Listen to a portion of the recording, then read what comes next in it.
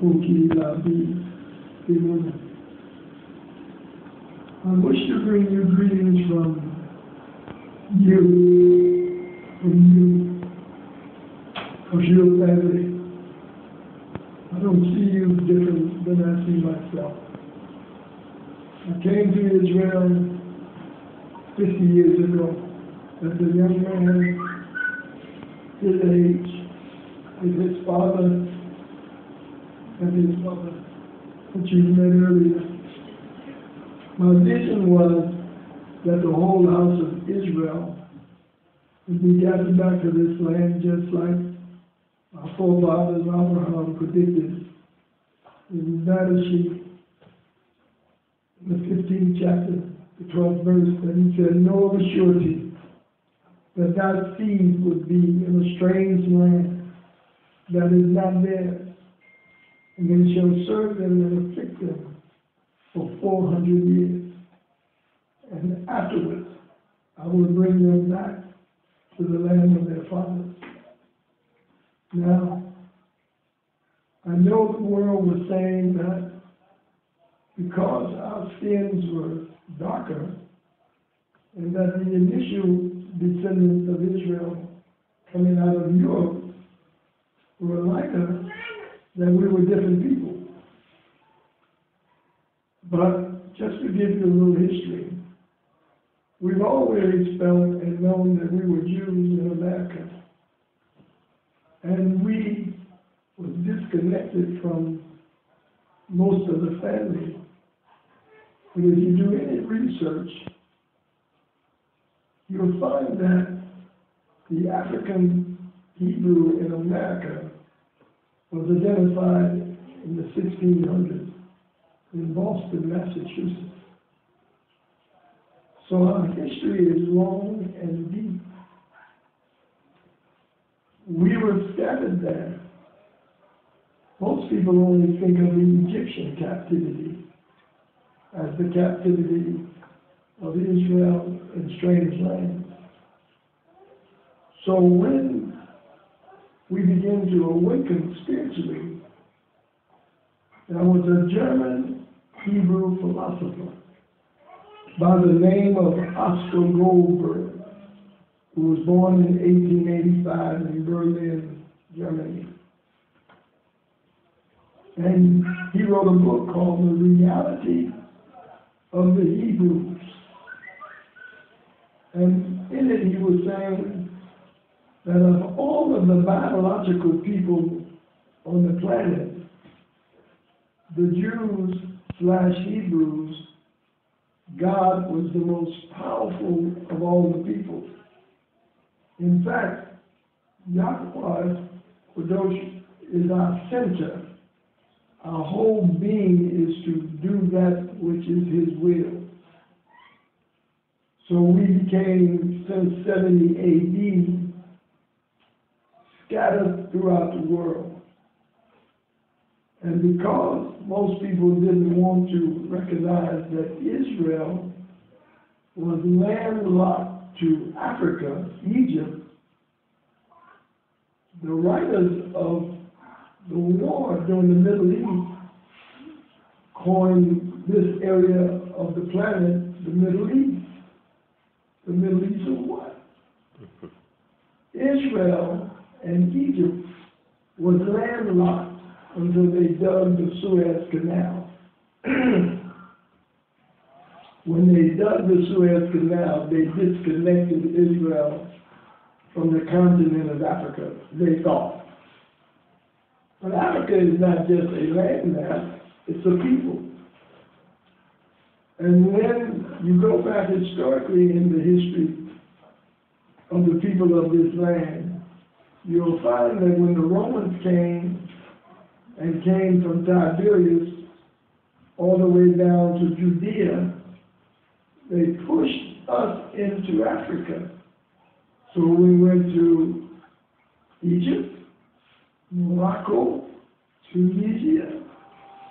All of these places are Northeast Africa. Because nobody was telling the truth about who the people of the book were and are, it got distorted. But those of you who have read the Torah and read the history of us as a people, you'll find that the prophecy said that we would be scattered to the ends of the earth. When you look in Deuteronomy, you'll find that after we were scattered, the prophecy said we would be brought back to this land. Well, in 1895, Theodor Herzl in Basel, Switzerland, started the Zionist movement, the political Zionism. And he began to organize among the Jews scattered in Europe that it was time to begin to develop a homeland so that we would return back to Zion. I don't need to tell anybody about World War II. They know the history of what happened to us in Europe, and it's not a nice story. But most of us don't know the history of what happened to us in America. It looked like we were just slaves in America, but we weren't.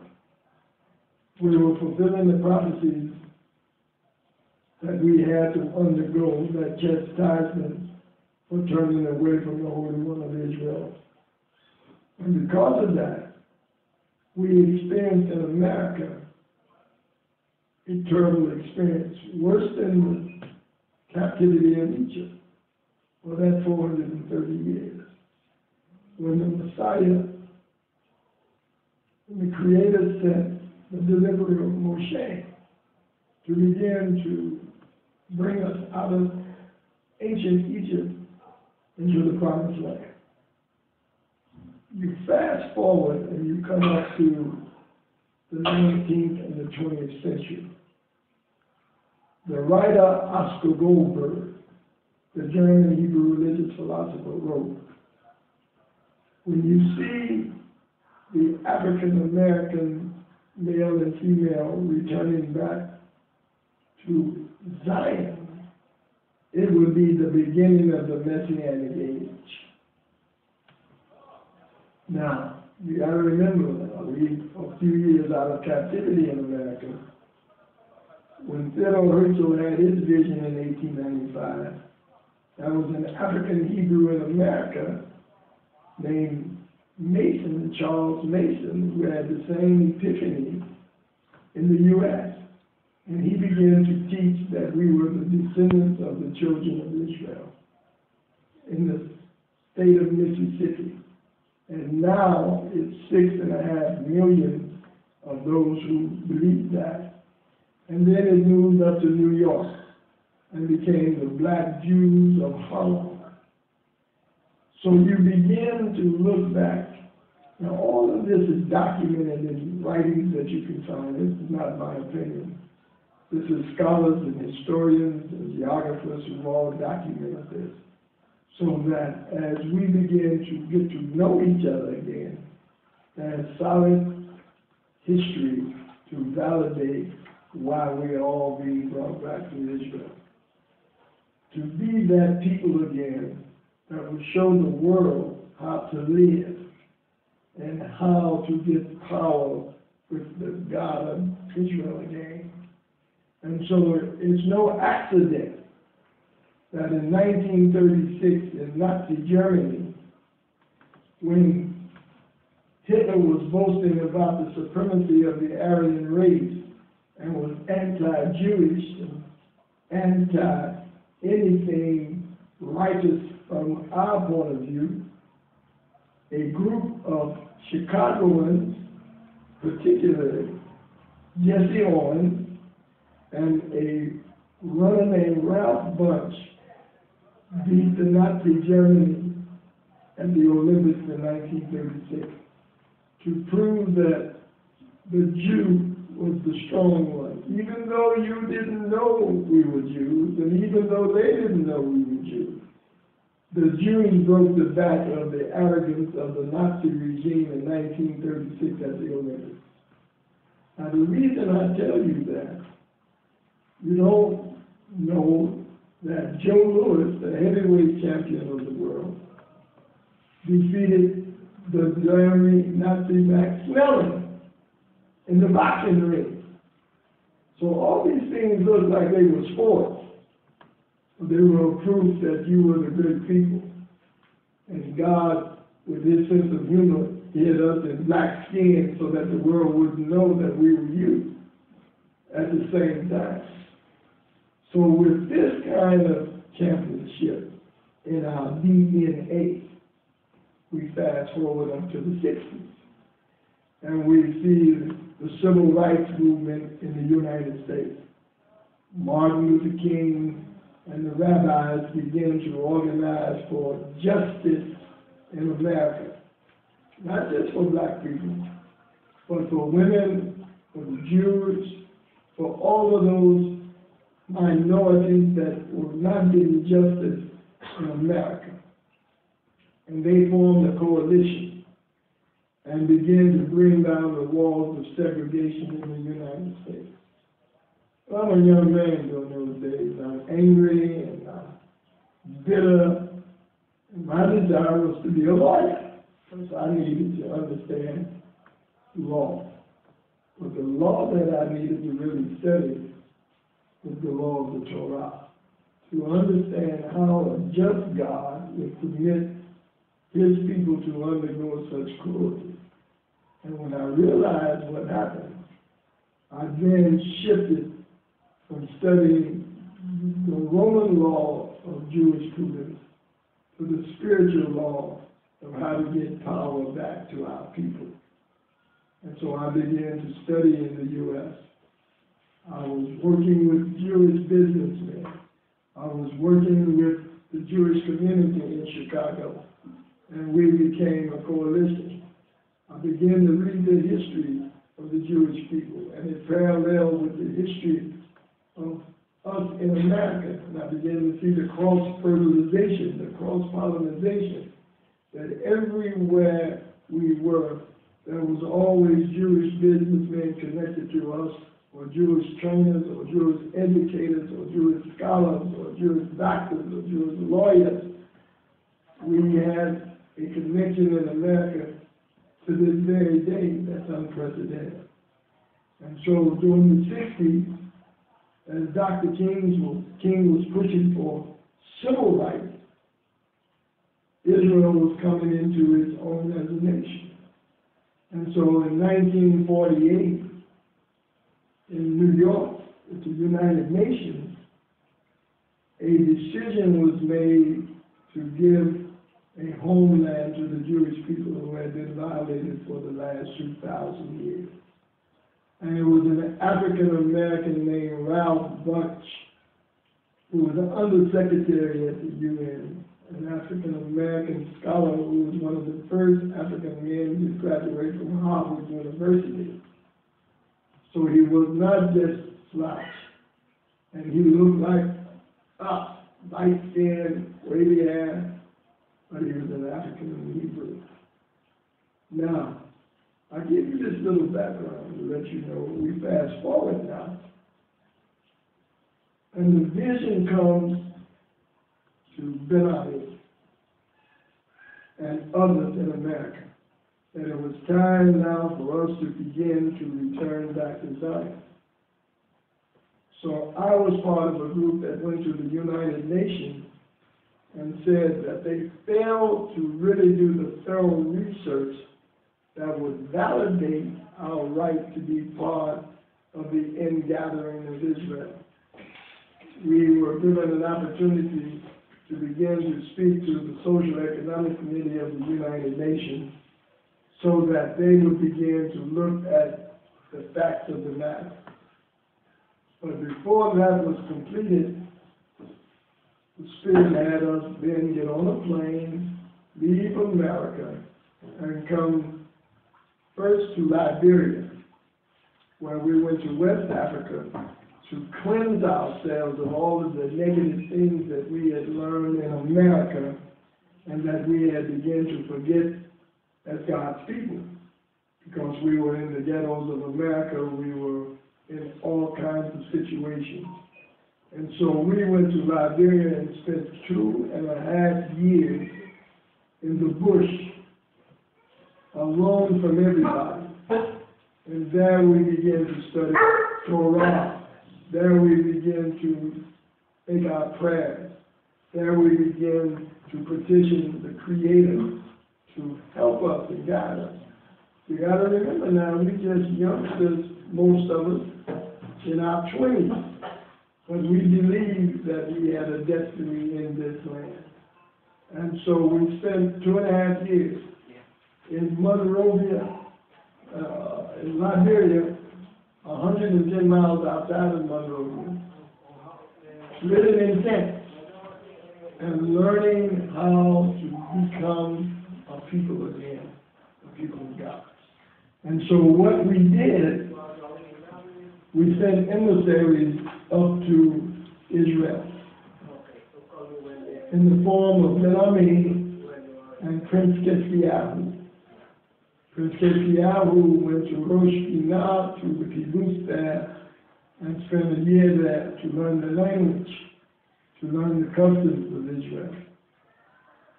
I was in America still petitioning politically, because I knew that without political support and people understanding national and international, nothing could take place. So in 1968, 69, we came to Israel. One family arrived in the city of Arad, and there we began our destiny reconnecting with the land, the language, and the culture. Now, when we first came into Israel, they didn't know what to do with us. We arrived at Ben Gurion Airport, and they said, "Who are you?" We said, "We are returning home." "Home from where?"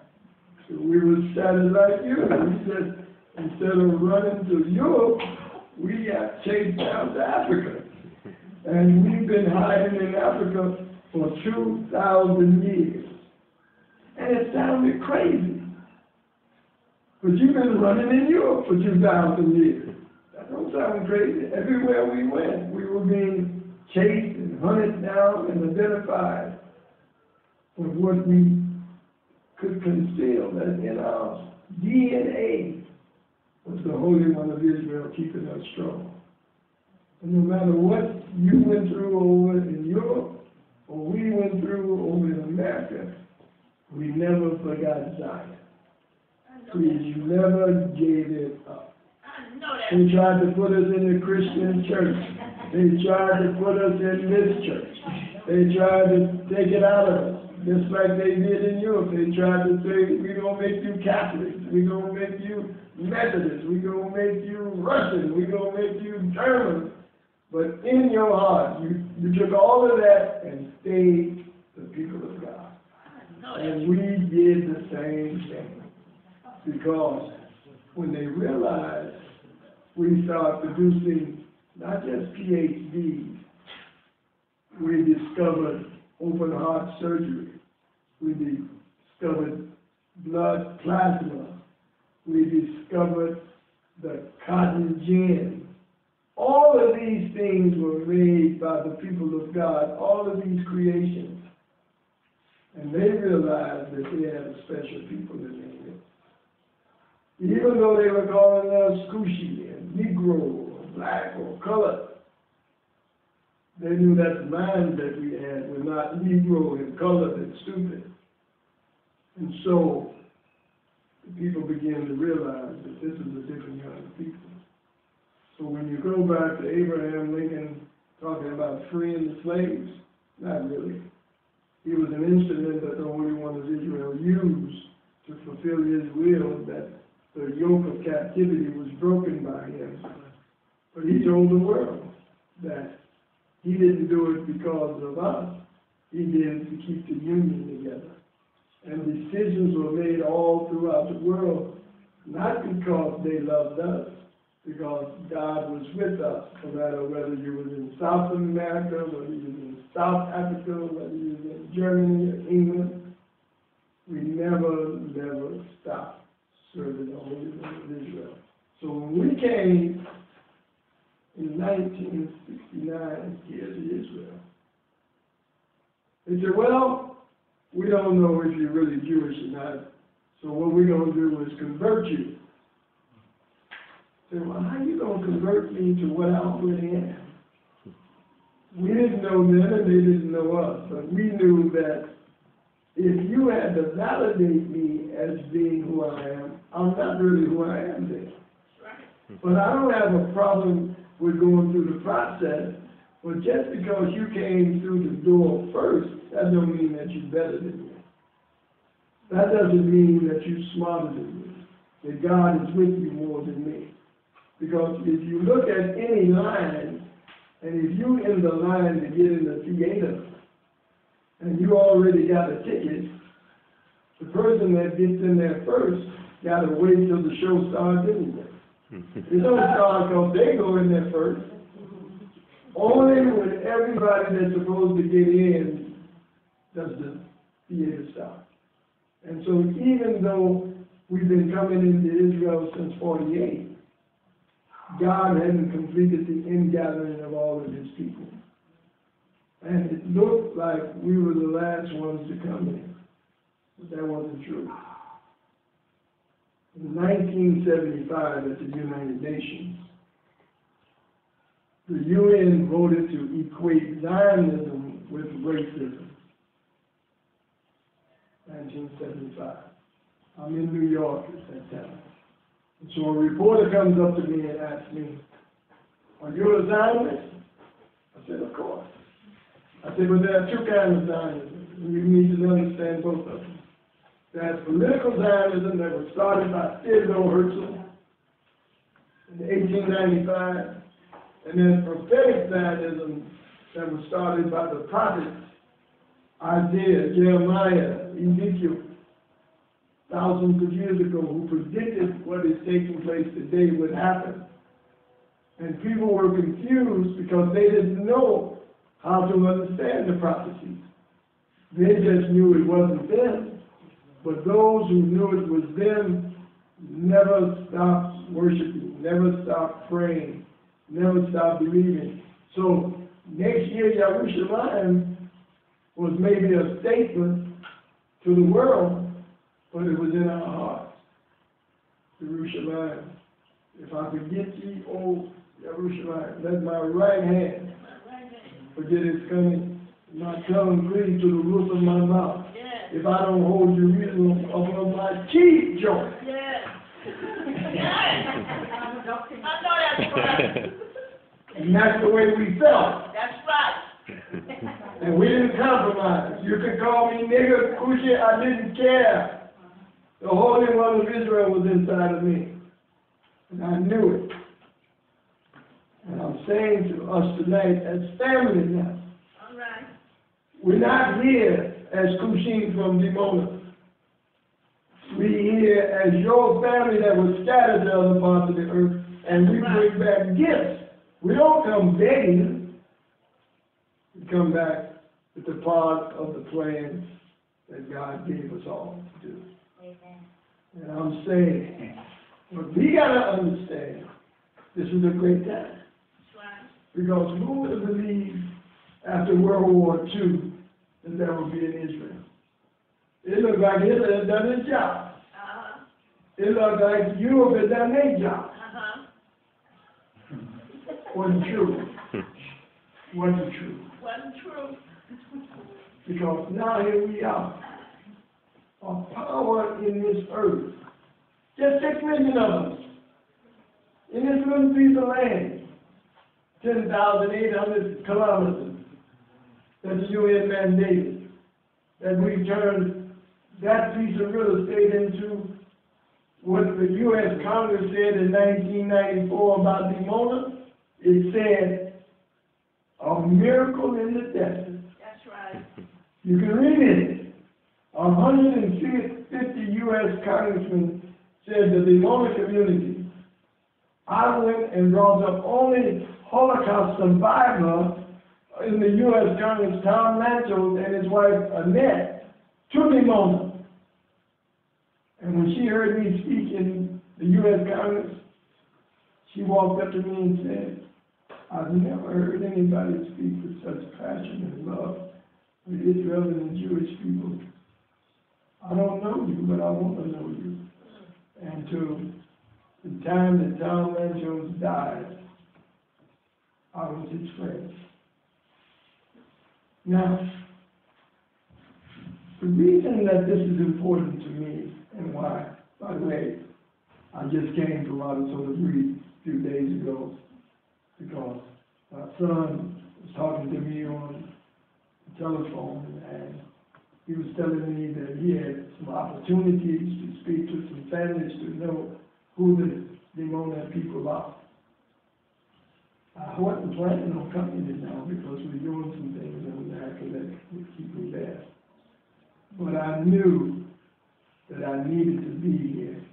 And I'm so happy to be here. So let me first thank you for opening up your home for us and your hearts for us and your lives for us, because I feel absolutely at home. I don't feel like I'm in some stranger's home. So I just want you to know how much I appreciate, how much we appreciate being here with you to celebrate Sukkot. Now this is a real gathering. You had no idea you was going to gather me up in here and put me in the Sukkot with you, But I'm here to say Yah has blessed us to come back together. So as I close out my portion of this, what I want you to begin to know tonight, that you've got brothers and sisters that you haven't met, people in your family that you haven't met, but love you and love this country and will fight with everything they got to make sure. I brought senators to Israel. I brought congressmen to Israel. I brought mayors to Israel. I hosted the mayor of Tiberias in Atlanta and brought him and his delegation from Tiberias so that the Americans could see it. I brought Martin Luther King III to Israel so that he could see what his father spoke about in 1968 before he was murdered. The night before, if you can pull up that speech sometime, you'll see that he said, longevity has its place, but it really don't matter to me now. For God has allowed me to live long enough to be taken up to the mountaintop. And he said, and I've looked over and seen the promised land. He said, I may not get there with you, but we as a people will get to the promised land. The next day he was murdered. The next week, we were on our way to Israel from Liberia. That happened in April of 68. In May of 68, we landed in Israel for the first time in 2,000 years. And nobody believed that God would keep his word and bring his people back. All of us. So I'm saying to you that this ingathering for me is very special because I see nothing but blessings coming for us as a people. I see nothing but power given back to us.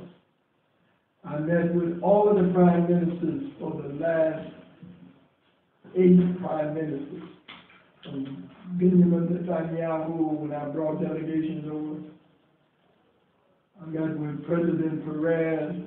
We had private meetings. I brought Winnie Mandela up from South Africa so that the Mandelas would know. Most people don't know that the Mandelas trace their roots back here. And those who know the history of the Limba tribe know that the DNA of the Limba tribe in South Africa is as strong as any other group of people with the Levitical gene of the Levites. So I'm just saying, it's all coming back together. And so I want to say, in my statement of closing out, to Yair how much I appreciate him getting out front with the meeting food so that you know the rabbi who was pre-state Israel chief rabbi, Rabbi Hu, talked about that the Israelites, the Israelis, had to become deacons if they were going to receive the real power of the Holy One of Israel. And when we invited Minister Saransky to UCLA in 2003, 2004, he realized that it was because when we first came in, he said to the audience, nobody knew us. He said, but then they began to listen to the music that we were singing. And they realized that this music resonated with their soul. And then when they began to understand the words that we were singing, they knew it was something different. So I'm saying to you, all of this has been happening in these 50 years. So I'm an advocate. I know all of the ambassadors in Washington, D.C. I worked for Mashab out of the foreign ministry down in Africa. I brought African presidents up here so that they would understand how to support country, state, the people of Israel. So I just wanted to give you just a little overview of how we are connected, not just sitting down in Dimona, here's a nuclear reactor, but we're the real secret weapon that Israel has developed down in Dimona. And we're going to explode all over the world with truth so that the people of this planet Earth will know that the God of Israel is with this country and nation. So I'm going to stop right here and pass it on back to you. And all right.